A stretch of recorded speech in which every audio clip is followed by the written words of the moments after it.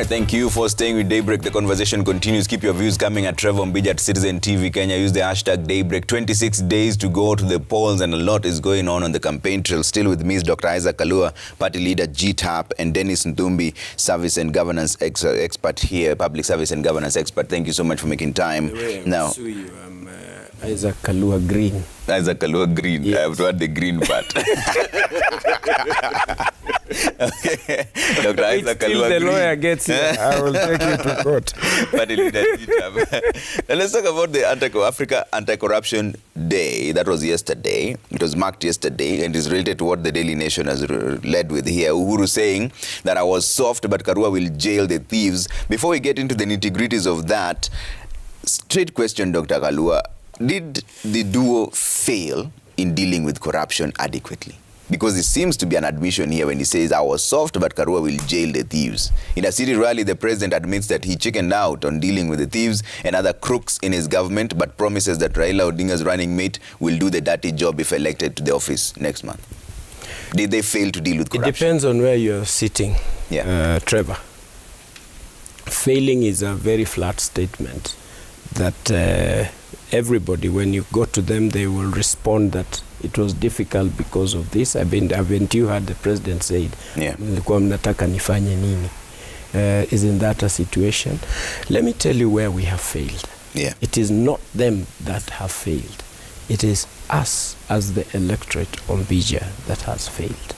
We elected a team of members of parliament who, when they got to parliament, they downgraded the leadership and integrity as presented in the constitution. There is desperacy in the constitution and the law that follows that of 2012, and they downgraded it so that it does not capture what is supposed to be captured, because it's supposed to be straightforward. It's not that when you elect so-and-so is going to jail people. It's supposed to be constitutional. And let me give you an example for ease of understanding.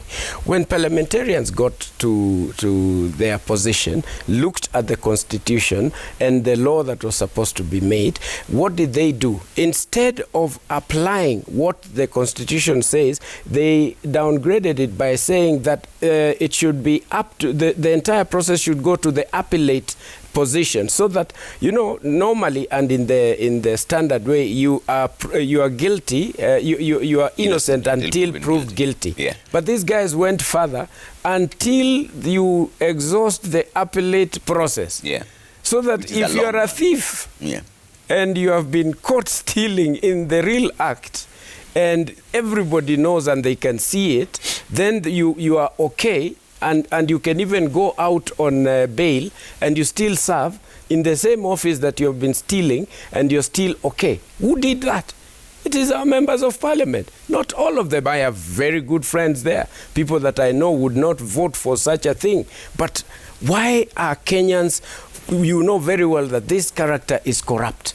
And this character has dealt with public funds in one way or another, and they end up in court, in parliament. They want to go and deal with this kind of a situation. So when we say that they have failed on what?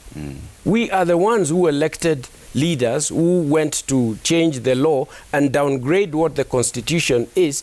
And in fact, allow me to take this opportunity on your set today. What we need to bring out, Trevor, is a situation, because you normally declare your public wealth. At the point that you go and say that now I am a public figure and I want to vie for a public position, your wealth should be known to Kenyans in public. It should not be taken to the side. It should be in public, be known that Trevor owns 1, 2, 3, 4, 5. So that 1 year later, when that is being updated and you have another 2 billion shillings, you need to explain to Kenyans where you got the 2 billion shillings. And therefore we are failing in that process, and the EACC has the opportunity to use the law in their hands, because the information about public ownership of property and assets is in the hands of EACC. We need to support them. I encourage everyone in the EACC to take up their opportunity and not lose what is godly given to them, because everyone is given an equal opportunity by God to give the best that they can do. Of course, to come back to you. Yeah. To those who much is given, much more is expected. Yeah. From our leaders, we expected them to push some of these things, to be able to declare their assets as they once promised to do in public. They have failed in doing that, and therefore the rest follows in a way that can be done. But of course, there is leniency, as has been put, and I can see an opportunity that is so obvious for Kenyans to elect the right people that are going to change the status quo in a manner that posterity will judge them right. All right. Dennis, did this duo fail in dealing with corruption from your perspective? You know, first of all, I'm glad that the president's own admission, not once or twice, but severally, he has prescribed unto himself a certain nature of failure. And so we need to ask ourselves whether it's out of incompetence or whether he's the aggressor, or whether we don't have enough laws in this country, or whether our institutions are purely lapdogs, or whatever it is that there is. We don't have strong institutions. What is the problem in this country? When you look at chapter 13 that speaks into critical utensils in the public service, part 1, values and principles of public service, you realize that prescriptions in terms of higher standards of professional ethics, efficient, effective, and economic use of resources, responsive, prompt, effective, impartial, and equitable, and C, provision of services, and I can read the whole lot. So the president's admission is that chapter 13 is something that he didn't apply himself to, or his leadership to. He is coming to the public and say, you know what, we lose 2 billion a day. You know, that's 720 billion a year. Parliament has never defeated any motion from the executive. So we sit in a country where the leadership itself is citing themselves as victims, or they become whistleblowers. So essentially, we're in a country that is captive. But let us retract back to history and check the chronology. Transparency International, you know, that are known essentially to produce and advance the doctrine of corruption. They said, with the many laws that we have done, the many law reforms we have done in terms of fighting corruption, with the impotent anger that we have done, we have had against corruption, the way to go is discuss about state capture. Now, the interesting thing is that all major corruptions in the country, from the days of Moi, Kibaki, and to the days of, from the days of Kenyatta 1, to the days of Moi, to the days of Kibaki, to the days of Kenyatta 2, all major corruptions have emanated from the presidency.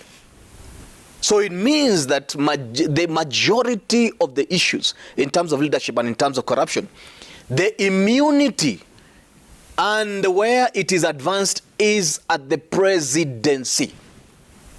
Period.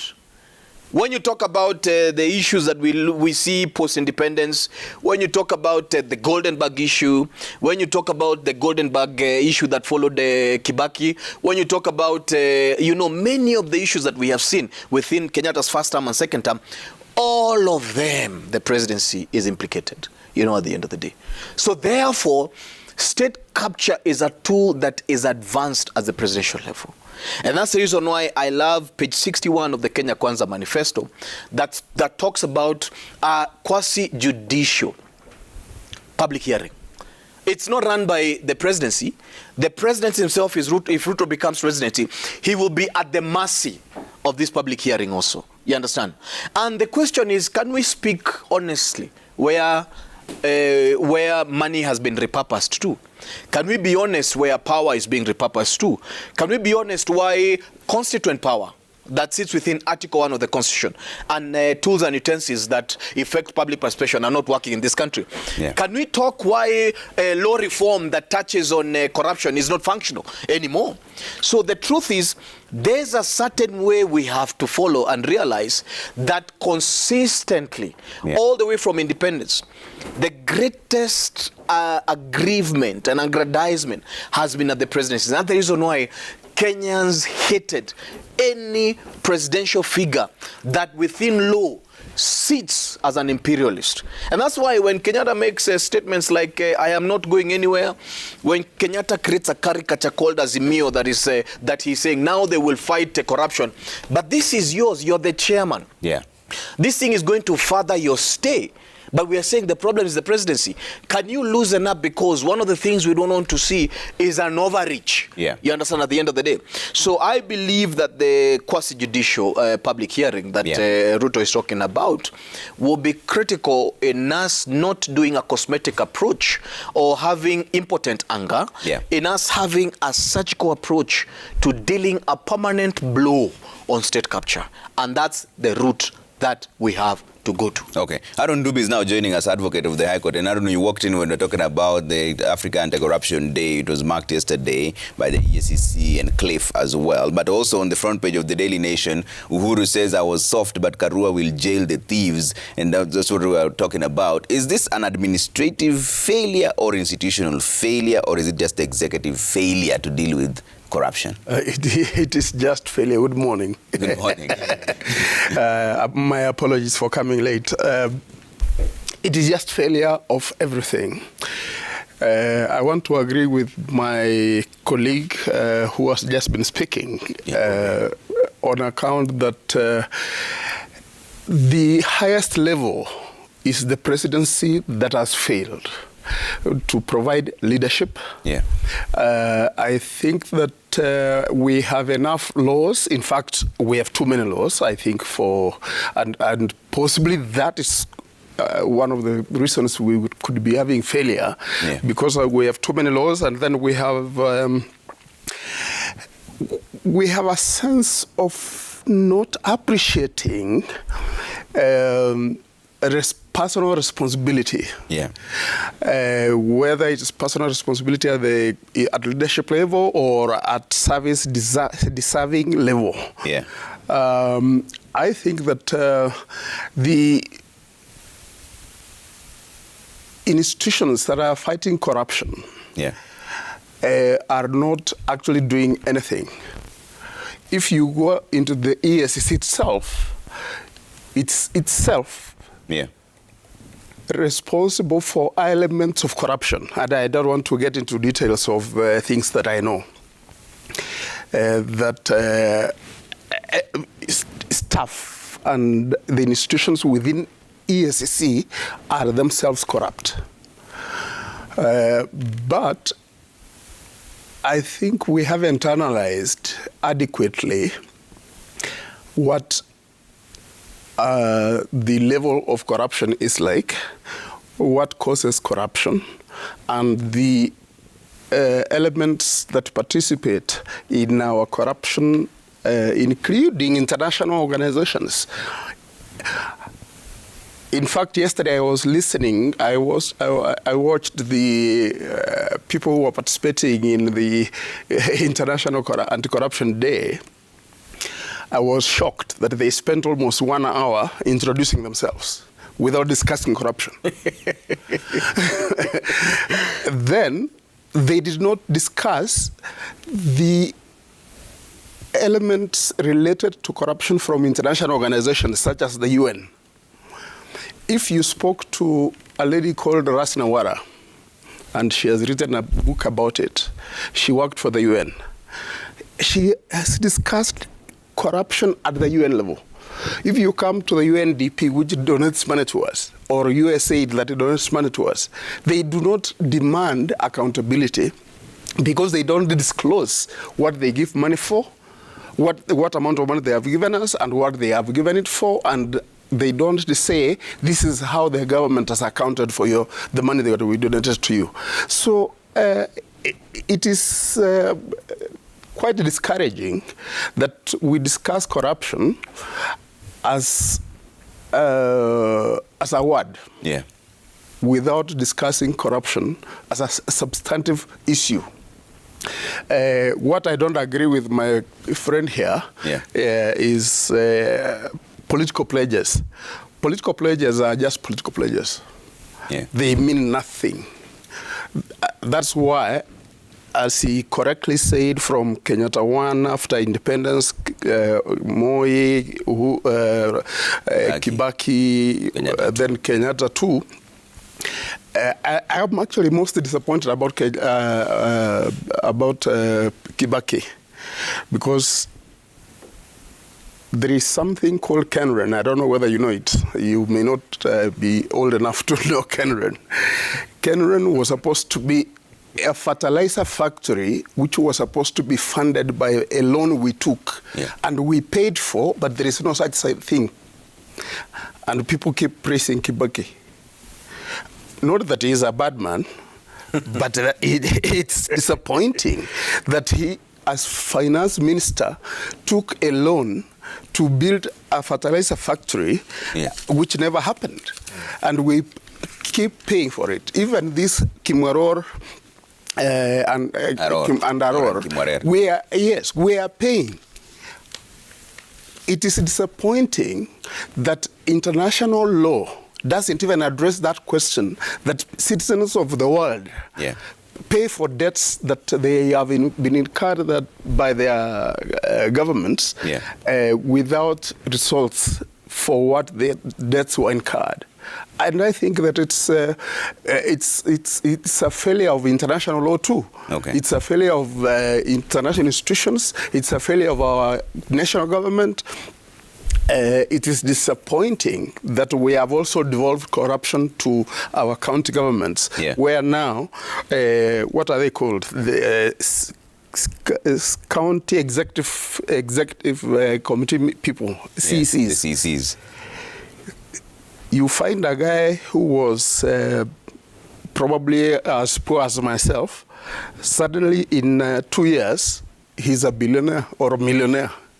And is building houses in different cities.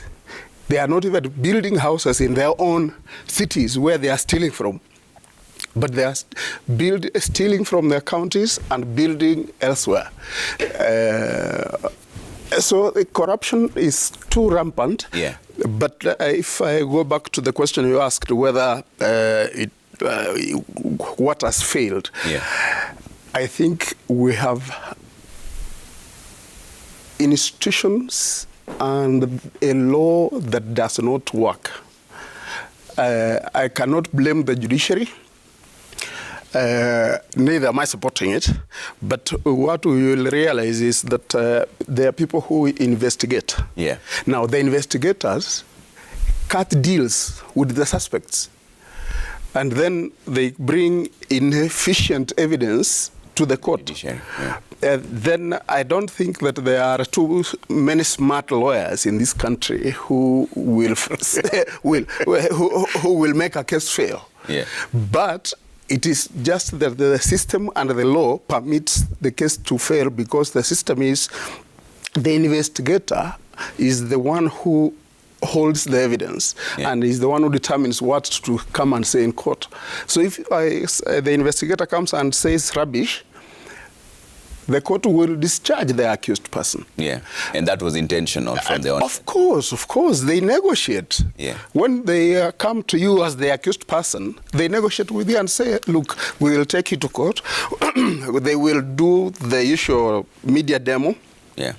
I'm sure you know that you guys are called to follow them, to say we are going to arrest PS so-and-so or Minister so-and-so, but they will already have negotiated. And when the case comes, the evidence they bring, you are surprised. It's evidence. It's not evidence. It is actually just trash. I have seen that myself as a practitioner of law of not less than 29 years. I have seen that they come, they do, it's drama. Yeah. Just drama. And it's part of the process of corruption. Okay. That they compromise the process of the law and blame the law or blame the judiciary for it. And Dr. Karua, now from an experienced advocate of the High Court, you're hearing more than 20-something years, and he knows that the system is rigged to fail from the onset. How do we then fix it, Dr. Karua? Starting right. Yeah. We keep assuming that we can fix things from up there. The president can't even fix it. We have an opportunity as Kenyans. Yeah. Because Kenya sits on a three-legged stool. The executive, the judiciary, and what is the third? The legislature. The legislature. Who is the legislature? Are we not having an opportunity in 26, 27 days to put the right people there? Are these not the same people that I have just talked about, that they downgraded the constitution to have an extension so that you can be in court in perpetuity, so that you can never be taken anywhere until you go to appellate and go to the next, and that can take very long. Yet the constitution prescribes it very well in chapter 75. If you read it from 73 going to 75, it's very clear what needs to be done. We have an opportunity to do. Are these not the same people that have downgraded that? Are these not the same people that have I am now suggesting on your set to say that we need, the moment you declare yourself as a public servant, you need to be ready for your staff to be known. Everything. We must be able to bring it out and tell Kenyans this is what so and so owns. The next thing, are these not the same people, Trevor, that refused to pass the campaign financing program as clearly? Thank God for people like Mrima in the judiciary, who says that it is now the responsibility of IEBC to present to Parliament only for noting on the way forward. There is progress. And I want to encourage the EACC definitely to be vigilant in enforcing the integrity and leadership process. It is just a few individuals that my brother, the learned friend, is talking about. Those few individuals, if everyone does what is right, they will find themselves out of the process. Now, your question is very specific, so I will answer you in a very specific way. I am a leader of a party, the Green Thinking Action Party. We did what no other party has done in this country since independence. After every procedure has been done to sieve the candidates, we added one more. And we said, for you to vie in the party of Green Thinking Action Party, GTAP, you must have an additional letter, either from your church leader, or from your mosque or temple, or from any other institution that is communal, that they know Trevor. He goes to church. He has never been found guilty of stealing somebody's goat or chicken. And therefore, that to us was the most important accreditation for you to be a member of Parliament. What happened? We had about 460 people who did not have this letter. We happily returned money to them. If you cannot get accreditation or just endorsement from your local church or a chief to say that they know you, you have no business being in our party, because you're going to be vying and doing what is going to be done. We have also gone ahead to be the only party that has deliberately a unit. And please visit the gtap.org. You will find that we have now, and we are now working on the green scorecard. Whatever you say in public, we shall follow it up. Any candidate you find of GTAP in now 31 counties, that person is not on their own. They are backed up by their church, mosque, or temple. We are going to be able to hold them accountable for what they are able to do. And the financing process is 50 shillings after 50 shillings from members in different places. You will not find our candidates going out there dishing money. They don't have the money. We don't have the money to give them to dish out. And therefore, you're dishing out. Imagine someone getting 5,000 shillings or even 2,000 shillings for you to vote. Yeah. Divide that by the number of years, 5 years, and you'll find it single cents that you're getting there that does not add value to Kenyans. We must start right. Okay. And I'll finish with that quote of I was about to interrupt. Please go ahead. I'm here for that. Because I'm loving contributions from both gentlemen. Yeah. One of the key principles of public service is political neutrality. If Ruto is elected today, he must not be solely UD. Yeah. He must be the president of the entire nation at the end of the day. And that's the reason why I'm saying that President Kenyatta must look at himself from the perspective of nation unity. Article 10.2 is prescriptive. But I want to tell council here that political promises, which is what we elect presidents upon, which is what we elect members of parliament upon, the Senate, the whole lot, is that they move to, when somebody is elected, they move into policy, and that policy then is enshrined into law. You realize that when we talk about commissions, the formation of commissions, which is supported within the Constitution, is that a lot of the lawfare, and a lot of the legal infrastructure that we have came out of commissions. When you look at the formation and the legal posture of the National Land Commission today, it came out of a Ndungu Land Report largely. If you look at the law reforms, the electoral law reforms that we have now, are from Kriegler. And when you look at the national cohesion, board today, many independent commissions, they came from TGRC. So there is no way that we're going to sit here and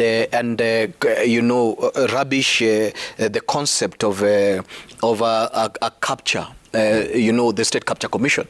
Well, South Africa has come out of one, at the end of the day. So we are looking at developed nations that have not been opaque. When you saw the issue of the ports being privatized, until the side of Kenya Kwanza spoke, the Treasury was silent. Why are you signing these deals in darkness? Kenyans need to know. There are so many things that are unknown to date, and that's what we want to know. But the Commission on State Capture will be neutral. It will be run by a quasi-judiciary structure, at the end of the day. And I think for the sake of this nation, because if you are somebody, law reforms have failed in terms of tackling. We don't even have political goodwill at the end of the day. And we have realized that the fish is rotting from the head. So if this fish is rotting from the head, this fish cannot prescribe unto himself means which they should preserve, or means which they should preserve that rot. That's the reason why I'm saying the president telling us that he has failed and he has appointed Raila-Karua in an organization that the president himself is leading, which is called Azimio, that then those guys will tackle corruption. How will they then be able to prescribe that the president should be arrested and jailed if he's found culpable, at the end of the day? Yeah. And one of the admissions that the president has done, which is very interesting, is that he seems, in terms of competency, he always seems to escape Raila Odinga. The president is alluding that I don't think Raila Odinga is capable of fighting corruption. I think Raila-Karua is. While Raila Odinga is the one that is on the ballot. So it's a bit confusing. I think, Trevor. It's a bit confusing. This is not allow me to finish. We must stop. These are my words. Let him finish then. These are my words. Okay. Don't get uncomfortable about what I'm saying, because these are my words. The truth is, you have to throw confidence with your presidential candidature. Okay. But the president has consistently evaded, and that's what he's telling even Mount Kenya, that for some reason there are aspects that I may think that Odinga may not effect. Therefore, I have given you Raila-Karua. You understand? So I think the president may not have a certain level of confidence on Raila Odinga, but he has a certain level of confidence on Raila-Karua. Okay. But the presidential candidate for Azimio, at the end of the day, is Raila Odinga. But also, and the council would say, I want him to say this, how will the Azimio deed work when a sitting president is imagined to report to a president who has already transitioned and is a civilian. One of the things that Odinga may do, is trash that did the way he did NASA and whatever it is, because the Azimio did as currently constituted is unconstitutional, and it violates critical aspects of the executive. Let's see what Ndubi has to say about this. I wasn't clear that we were discussing individual politicians, but now that my friend has introduced him, may I say that William Ruto opposed the constitution that we have. He has no faith in it. And that's important, so that you cannot now say that he's going to rely on that constitution and create something that is going to deal with what he's calling state capture. State capture is captured by the state itself, what they call the deep state. I do not understand what the deep state constitutes because it is secretive in nature. Yeah. You would never know what the truth is about it. But I wanted to go back to what Karua said. Mm-hmm. There is something about political leadership that I think we fail to realize, that we elect corrupt people to parliament and they enact laws that protect them. If you look at what you are just talking about, the Leadership and the Integrity Act, I participated in the consultations around it when it was being drafted. Yeah. We had a very strong statute or bill. When it went to Parliament, it was watered down. When we were drafting the Constitution of Kenya today, the 2010 Constitution, a lot of us had proposed to have about 8 counties, 8 or 10 counties. Yeah. When it went to the politicians in Naivasha, they created 47 counties. Why? Nobody understands. But because of political interests. The problem with our electoral system is that we allow people who are moneyed to be the ones contesting for the election and influencing the decision. So when they get to Parliament, they enact laws that protect their interests. Yeah. How to resolve that, I have no idea, except if Kenyans started to think about focusing on values of the country rather than what they call political interest. Because I have had often too many times people talking about, politics is about personal interest. Yeah. Personal interest is for what? The people who fought for our independence were not focusing on personal interest. But today, we have politicians who are thinking about personal interest. Personal interest is making you money. And that is how the question people should be asking, how do you then spend so much money in contesting an election? Yeah. And that, I think, is partly the question Dr. Karua raises, that you have a process where you do not control how much money an individual spends, and yet you know what their salary is going to be. And that is how they are going to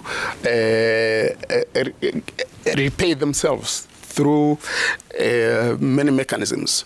And that is actually one of the things that, if I become a little personal about Ruto, how do you earn a salary of 1.2 million and then you are contributing 100 million every month? I don't know what that is. Yeah. So will the wealth declaration be of help, really? Because Dr. Karua is suggesting having a public wealth declaration whereby we can tell, like the CECs you're talking about, who they go into office and the next thing they're building apartments. Will having the wealth declaration even help? Or is it just still going to be in the system whereby nobody's held accountable to what you said? This is what you had last year. Now you have 2 billion shillings. Tell us where you got the money. I think it's a complex problem, because if you have the right to privacy, which is enshrined in the law.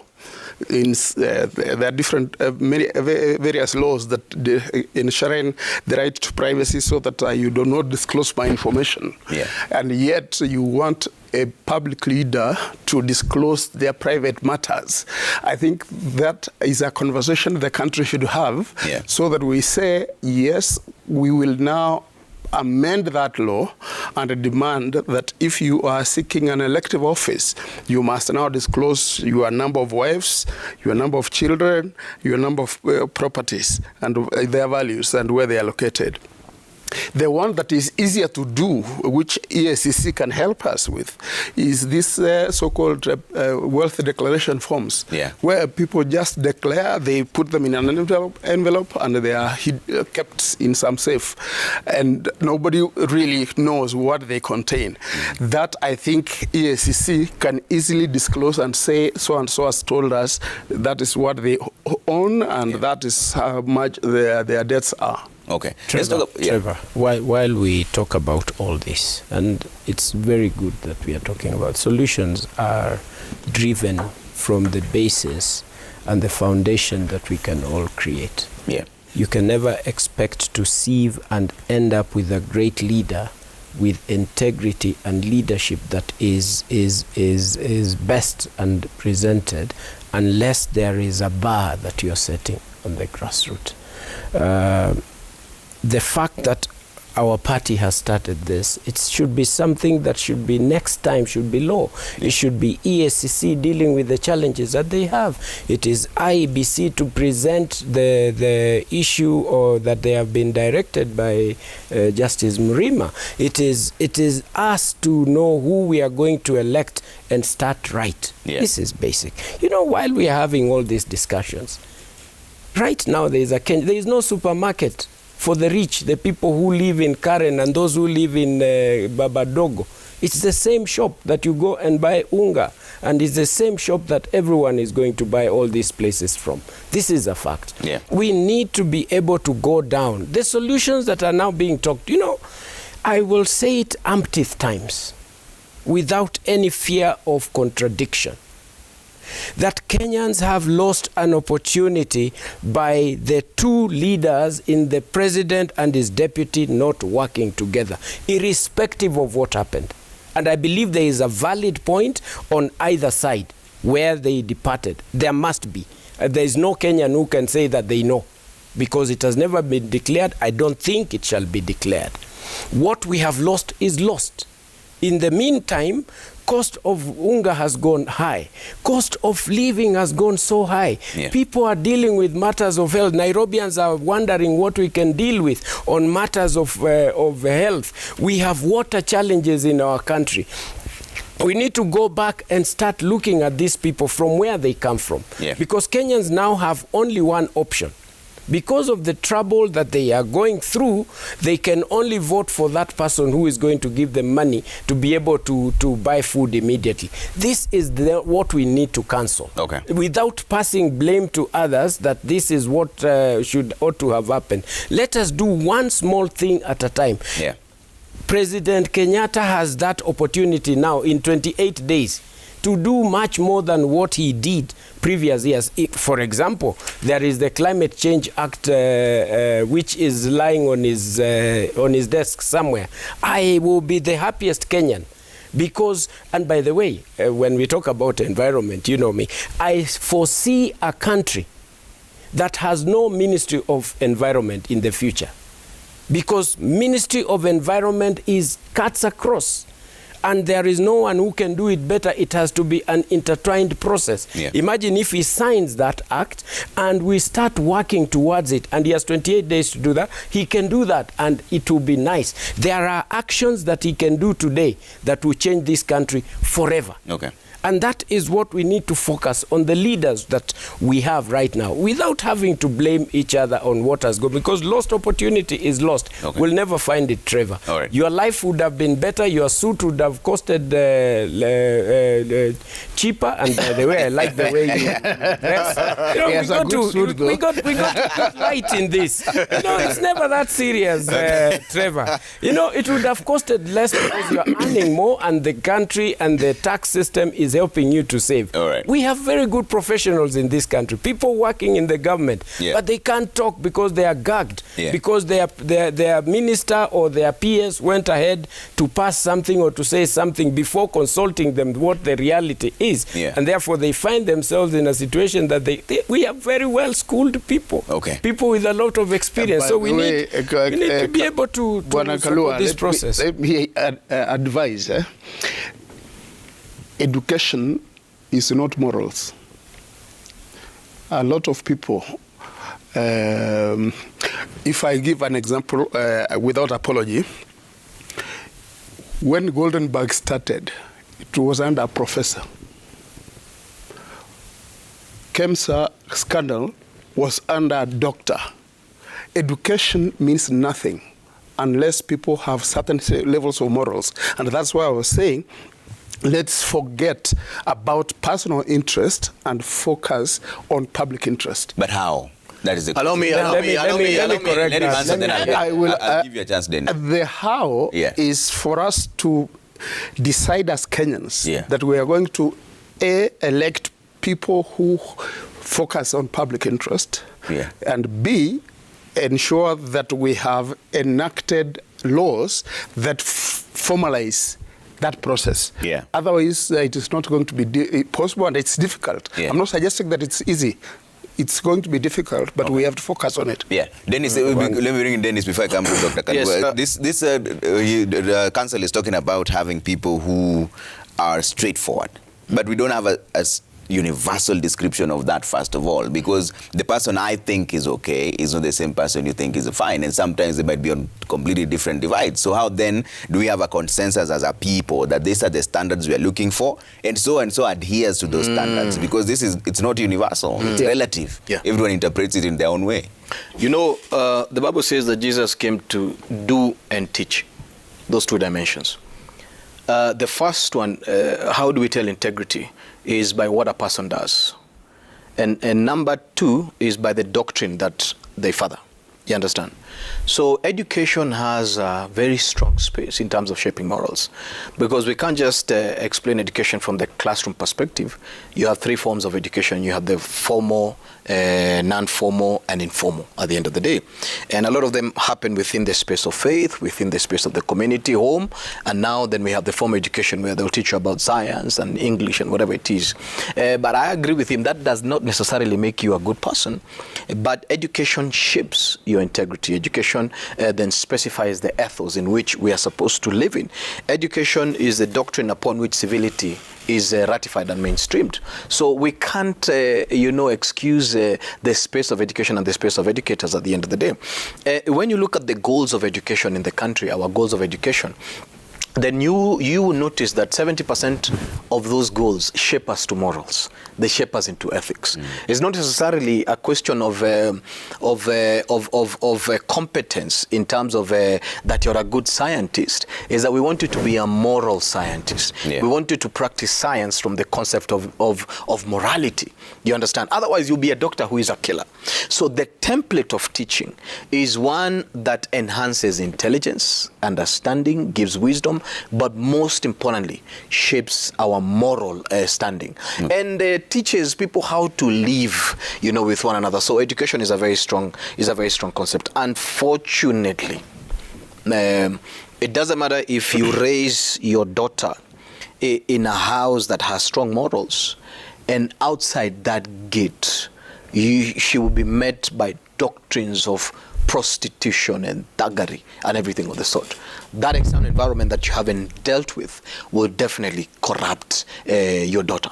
The truth is that today government is captured. The truth is that we have a good gentleman, a Christian, who gets into Keganjo, and the boss starts training him. And when he's deployed into a police station somewhere in this country, the commander now starts telling him that you are not trained as a police officer, you are trained to enforce that I become rich.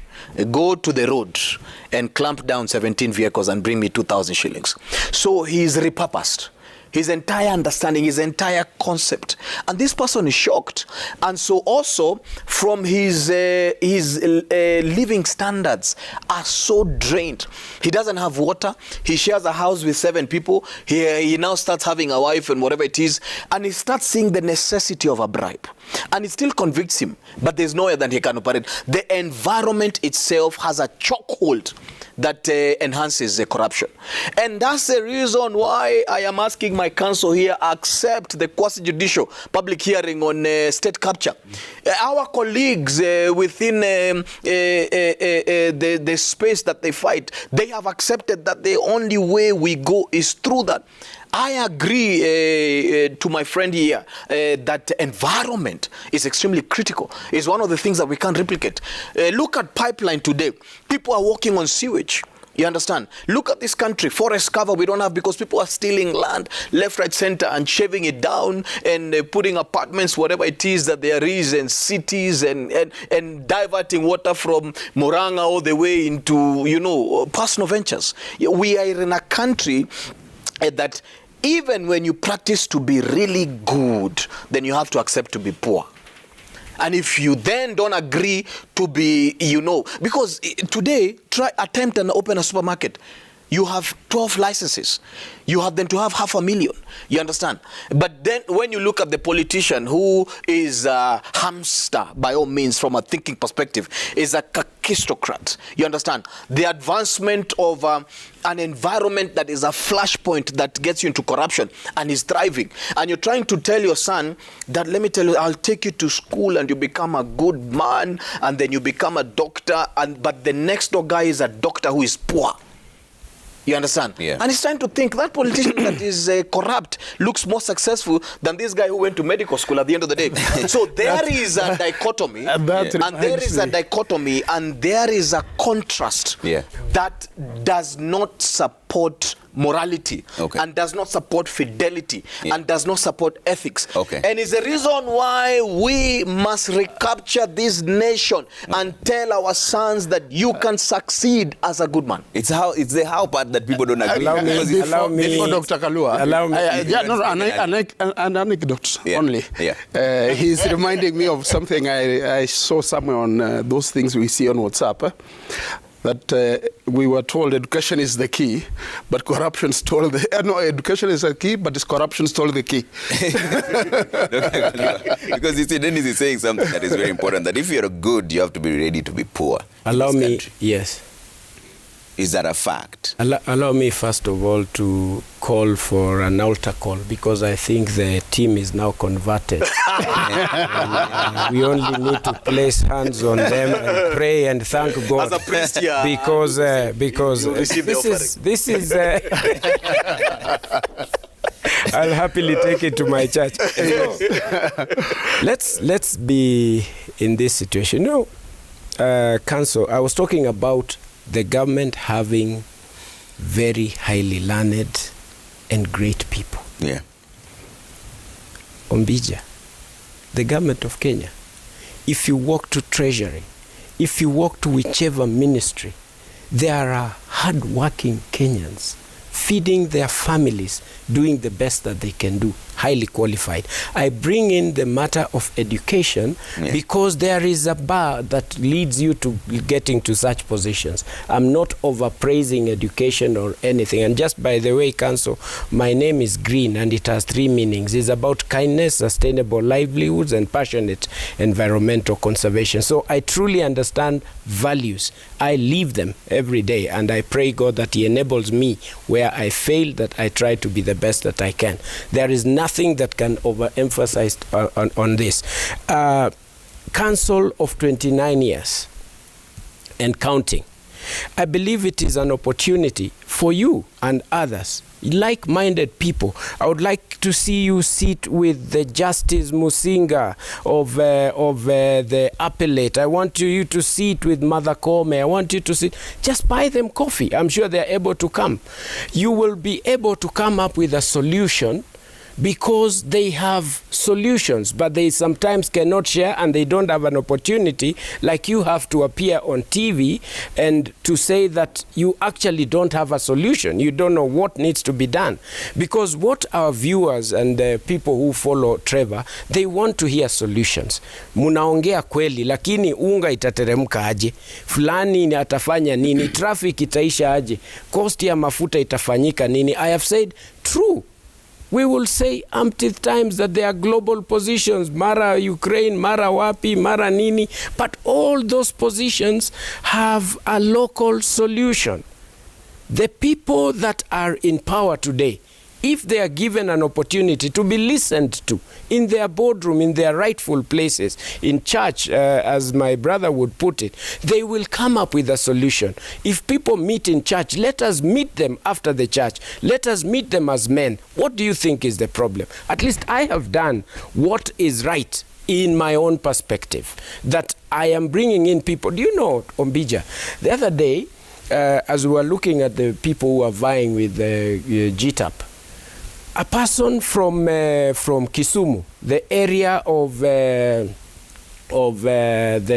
airport, the MCA who is vying in that place, and I'm sure he's going to win. We asked for one letter. Yes, I think I pray so, because as I say, this is a prayer. It's not. Yes. It's a prayer, and he is there, and we asked for one letter. Yeah. For approval from a church. He brought 3 from a school, from where he is grown in a situation in that is beyond what you can be able to imagine, and is coming up in the best way possible. There must be that sieving program that we need to engage as Kenyans and give each other an opportunity, true opportunity. Yeah. From the president, I expect enactment of what has been brought from him by the parliament. Check this is working or not. Yeah. If he gives me the climate change act and activates it, I'm done, I'm good, because I don't need anything more. I'll be able now to be able to push whatever we can be pushing at the county level and every other place. But things can't stop at that kind of a point. So we need to be able to appreciate and understand what but you know, and you know, the issue is we are not devoid of choices. Even right now as we speak, there are 4 different presidential candidates who are running. But Kenyans decide based on emotions, or is that a fact, or what are the things that Kenyans think of before they vote? I doubt that it is emotion. I think Kenyans decide by a tribe. We have always voted largely by tribe, but also there is that thing we call a wave. Yeah. Because I remember in 2002, when we said Kibaki Tosha, everyone went and said Kibaki Tosha. Yeah. 2013, there was emotion because people feared our sons are going to be jailed by the EACC. So they voted them in. They shouldn't have been voted in, by the way, because of the very reason that they were facing serious crimes against humanity. They shouldn't have been voted. But you wonder why Kenyans have an affinity towards sympathy rather than voting for principle. To go ahead, there is something that was signed by the AU.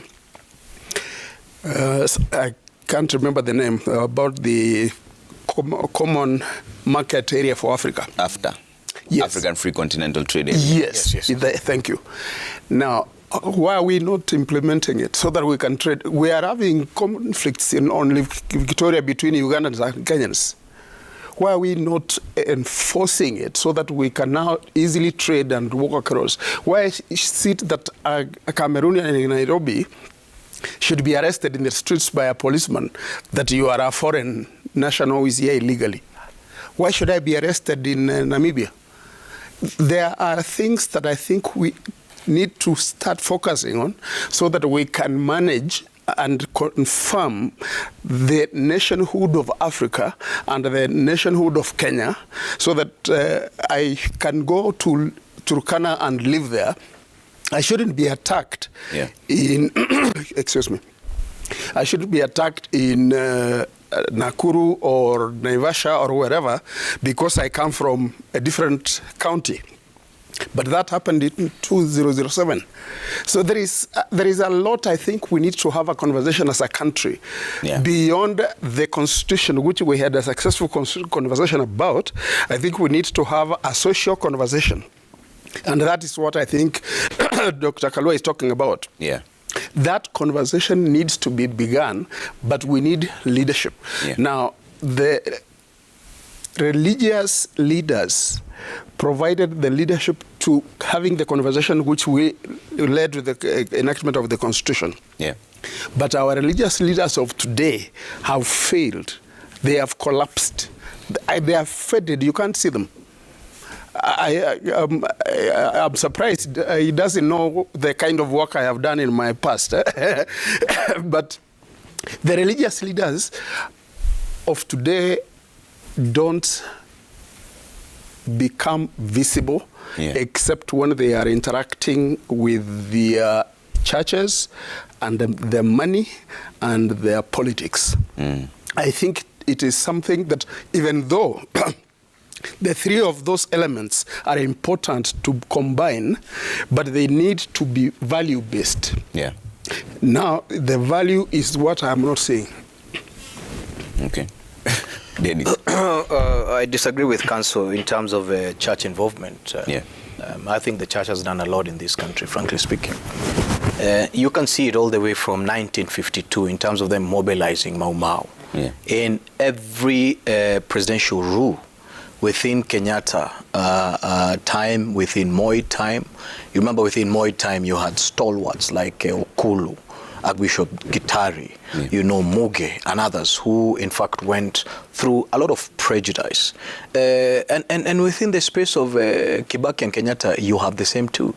The church has done incredibly much, including investing in infrastructure. Today, 60% of the schools that have been built in this country belong to the church. You understand? And Kenyatta came as and did investments. No.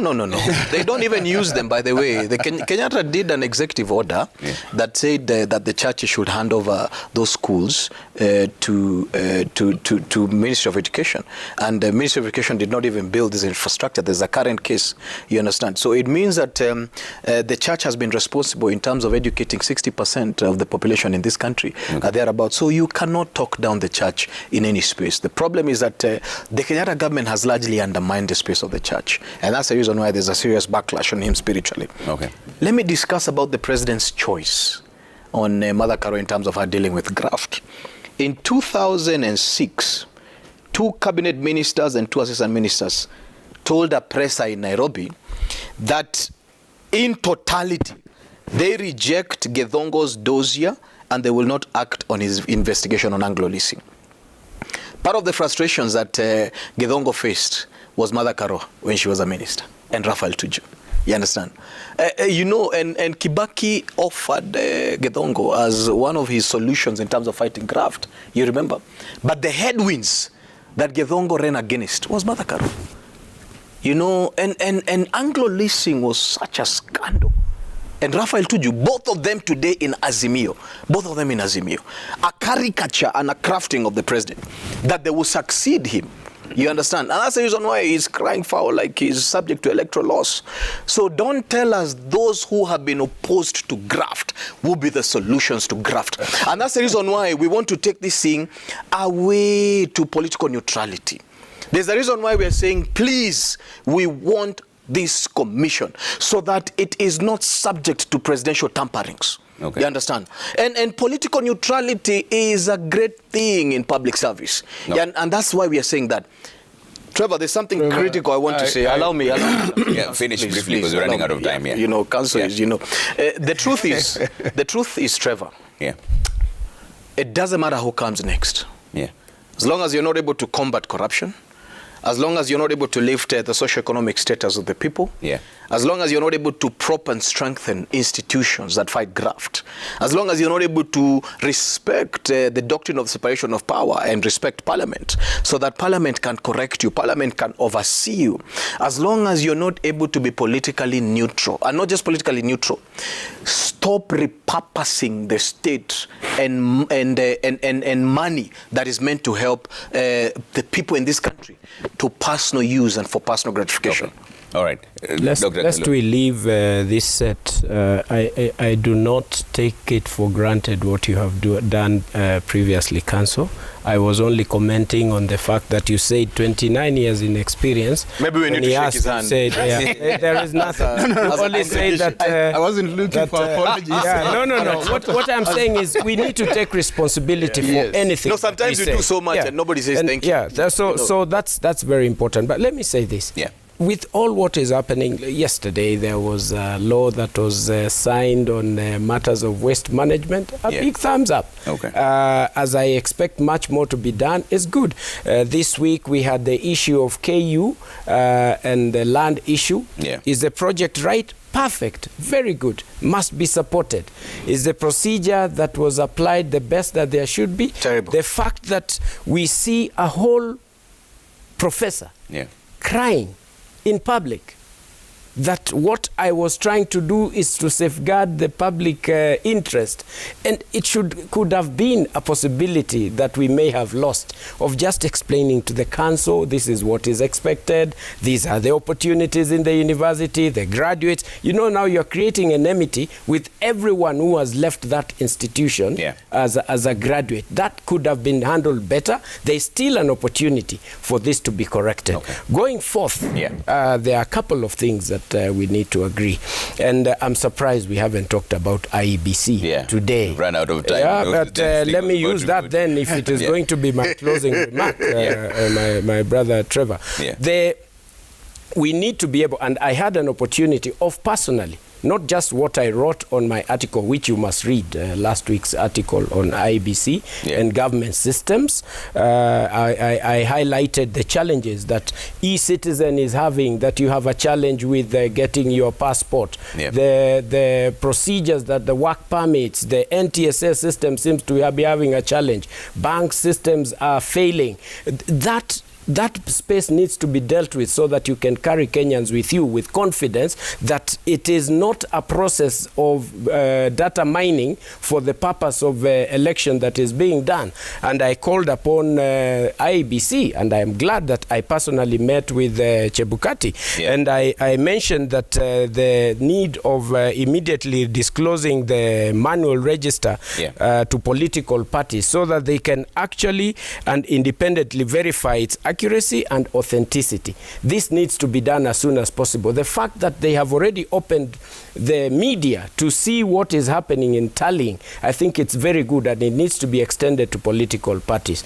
Number two, I also suggested in my article, and I shared it with Wafula Chebukati on Saturday, that we need the National Registration Bureau to urgently disclose all uncollected IDs, so that Kenyans can know per ward. So and so, this is an ID that has not... It is possible to be done. Of course, I know very well that it is not easy for this to be done because this is a closed space, but I still want to offer. There is an opportunity that can be taken for these people, even the uncollected passports, so that people have confidence that this is going to be done. And I am sure, at least on the part of the list of voters, IEBC Chebukati mentioned that it's going to be done, that I rest assured, and I'm sure that I want to encourage Kenyans to believe in IEBC because it's going to offer a solution that's going to be done in this. Gentlemen, we have to leave it there because we run out of time. Trevor, but next week we'll talk about the 10 IEBC, seconds. Dennis. 10 seconds.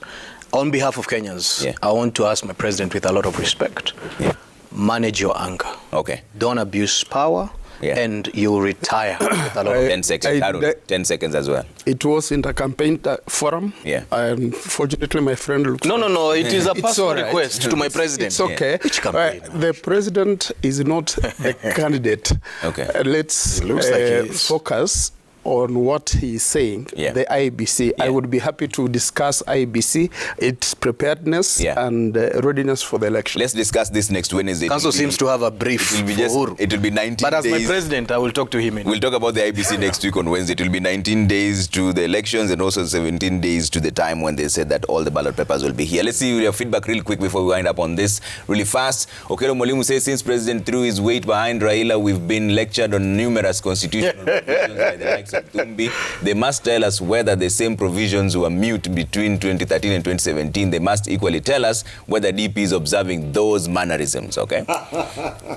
Bobo Tieno Wino says President Uhuru is soft while Kenyans are suffering and feeling the pinch of high cost of living and dying of hunger. That is the direction he wants to lead us by handing over power to his way, okay? Let's see what else is coming. Ken Nyamira says the initial idea was for all three of them, Uhuru, Ruto, Raila, to work together in the handshake. Ruto refused from the word go. That's why it happened without him. Both Uhuru and Raila have indicated that they informed him prior. Okay? Engineer Nazaro says, no, you can't blindly blame the president who's only responded to his DP consistent attacks at every roadside rallies. DP should look for diplomatic ways of addressing issues. Discharging negative utterances is irresponsible.